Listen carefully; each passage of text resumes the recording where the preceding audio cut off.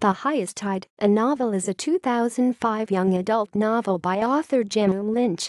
Plot: Miles O'Malley is a 13-year-old boy from Skookumchuck Bay, a fictional place in western Washington state near Olympia.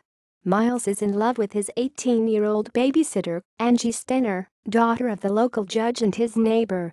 His parents are unhappy and want a divorce, which has consequences for Miles.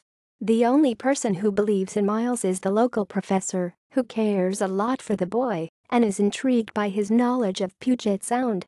Miles also enjoys visiting his neighbor Florence, an old woman with advanced Parkinson's disease who was once a professional psychic.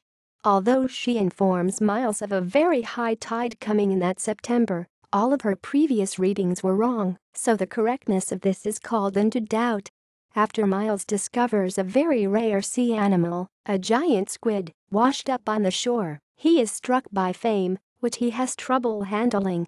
Every headline in the local newspapers includes his name, people want to meet him, and he is overwhelmed by the thought of the whole situation, as he was just doing what he loved. His parents, who never thought much of their son or the ocean, are embarrassed by all the publicity, feeling like they do not really know Miles. A series of strange events tie the story together, and odd things are happening in the Puget Sound. This is a summer that will change Miles forever. See also. References. External links. San Francisco Chronicle review of The Highest Tide. The Times review of The Highest Tide.